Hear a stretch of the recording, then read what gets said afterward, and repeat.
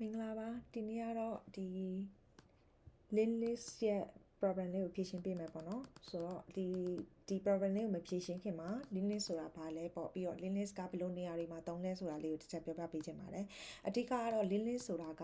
ဒီ data structure တစ်ခုပဲပေါ့နော် data structure ကိုမှသူကကြတော့ list node နဲ့ကိုစားပြုတယ်အဲ့သူ့ရဲ့ node မှာပါရှိလဲဆိုတော့သူ့ရဲ့ဒီအရှိမ data ရှိပြီးတော့နောက်မှာကြတော့သူ့ရဲ့ next pointer ပေါ့နော် next pointer ကိုသွားမဲ့ကောင် next node ကိုသွားမဲ့ pointer ရှိတယ်ပေါ့အဲ့ဒါကို link list လို့ခေါ်တယ် link list ကရှိတယ် singly link list ရှိတယ် doubly link list ရှိတယ်ပြီးတော့ circular link list ဆိုပြီးတော့ရှိတယ်ပေါ့နော်ဆိုတော့ link list ကိုဘယ်လိုနေရာမျိုးမှာအဓိကသုံးလဲဆိုတော့အဓိကအဖြစ်တော့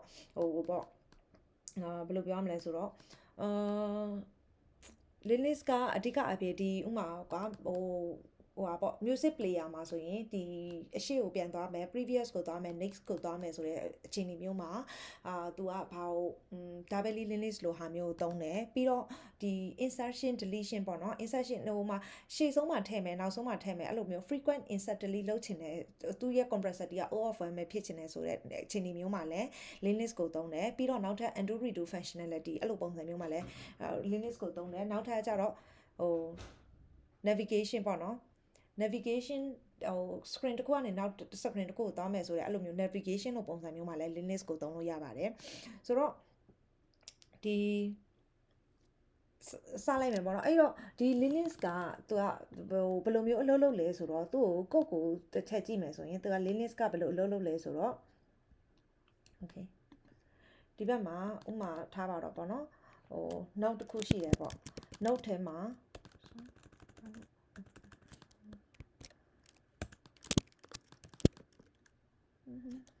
ဖြစ်တာနော်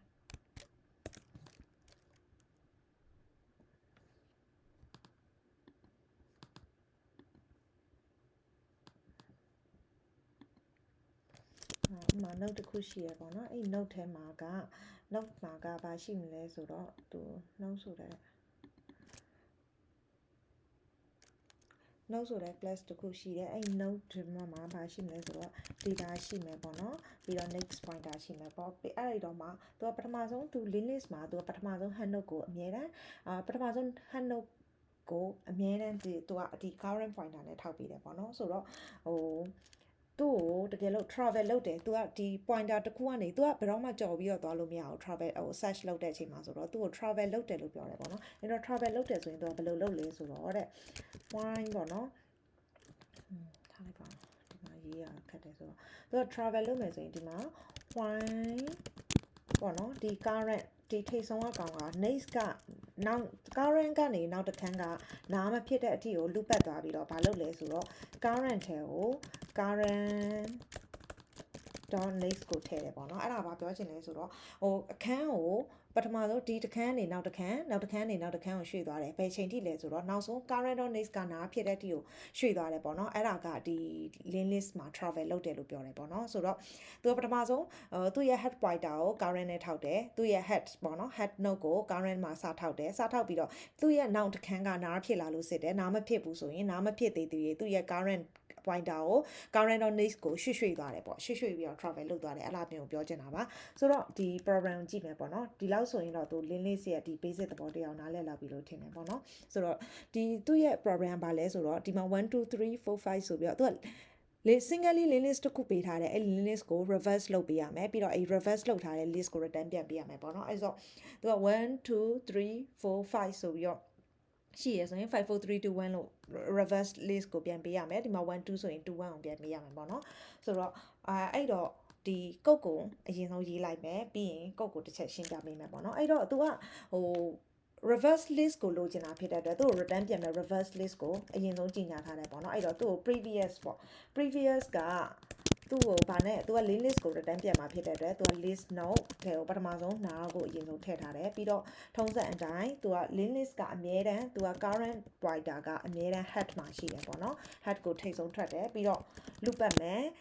ဒီမှာကျတော့ current.next လို့မပတ်ဘူးဘာလို့လဲဆိုတော့သူကပြောင်းပြန်လှန်မှာ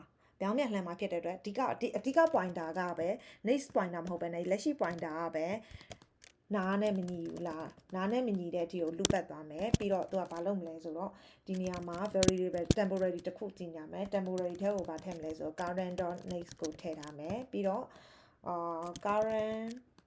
dot next အခန်းထဲကိုကြတော့ previous ကိုလာထည့်မယ်ပြီးတော့previous ထဲကိုကြတော့ current ကိုထည့်မယ် current ထဲကိုကြတော့ဘာလို့လာထည့် sona temporary and ကိုထည့်မယ်ပြီးတော့နောက်ဆုံးမှာ return previous ပေါ့နော် previous ကို return ပြန်မယ်ပေါ့အဲ့တော့ဒီ code လေးကိုတစ်ချက်ကူးလိုက်မယ်ပေါ့နော်ဒီ code လေးကိုတစ်ချက်ကူးလိုက်ပါမယ်ကူးနေဆိုဒီမှာကူးလိုက်မယ်အဲ့တော့ပထမဆုံးကြည့်မယ်ဆိုရင်ဒီမှာ previous ဆိုတဲ့ list note တစ်ခုကြီးညာထားတယ်သူ့ကိုနားထည့်ထားတယ်ဆိုတော့ဒီမှာ previous ကိုကြီးညာထားတယ်ပြီးတော့သူ့ရဲ့ current ကို head မှာထောက်ထားတယ်ဆိုတော့သူ့ရဲ့ထိပ်ဆုံးမှာပေါ့နော်ဒီမှာ current ကိုထောက်ထားတယ်ပြီးတော့အဲ့တော့ loop စပတ်မယ်ပေါ့နော် and က current.next ဆိုတော့ဒီ current ကဒီ1မှာထောက်ထားတယ် current.next က2ပေါ့နော်အဲ့ဟာကို and ရဲ့ကိုထည့်လိုက်မယ်ဆိုတော့သူကဘာဖြစ်သွားမလဲဆိုတော့သူကဒီနေရာမှာ and ဖြစ်သွားမယ်ဒီ2နေရာမှာ and ဖြစ်သွားပြီ2နေရာမှာ and ဖြစ်သွားပြီဆိုရင် current.next တဲ့ကို previous ကိုထည့်မယ်ဆိုတော့ current.next ဆိုတော့ဒီ current က1မှာရှိနေတယ်ဆိုတော့ဒီမှာ current ပေါ့နော်ဒီနားလေးမှာဆွဲလိုက်မယ်နော်ဒီ current ကအခုလက်ရှိ1ခန်းရှိတယ် current.next ထဲကို previous ထည့်မယ်ဆိုတော့ previous ရဲ့လက်ရှိတန်ဖိုးကဘာလဲဆိုတော့နားလေအဲ့တော့ current.next အခန်းကိုနား point တာထောက်လိုက်မယ်နား point တာထောက်လိုက်မယ်ပြီးရင်current.next ထဲကို previous အဲ့တော့ previous ကို previous ထဲကို current ကိုလာထည့်မယ်ဆိုတော့ဒီ current နေရာမှာဒီနေရာမှာ previous ရောက်သွားပြီ previous ရောက်သွားပြီးတော့နောက်တစ်ခုကဒီ current နေရာ current ထဲကို current pointer ကို n မှာသွားထောက်မယ်ဆိုတော့ n ကလက်ရှိ2မှာရှိနေတော့ဒီ n နေရာမှာဘာဖြစ်သွားမလဲဆိုတော့ဒီနေရာမှာ current ဖြစ်သွားမယ်ဒီ pointer နေရာမှာ current ဖြစ်သွားမယ်အဲ့တော့ဒီမှာ loop တစ်ခုပြီးသွားပြီပေါ့နော် loop တစ်ခုပြီးသွားပြီအဲ့တော့နောက်ထပ် loop ထပ်လာမယ်သူ့ရဲ့ current ကနားဖြစ်လား current ကနားမဖြစ်ဘူး current က2 point နာမှာ2နေရာမှာရှိရပေါ့နော်ဆိုတော့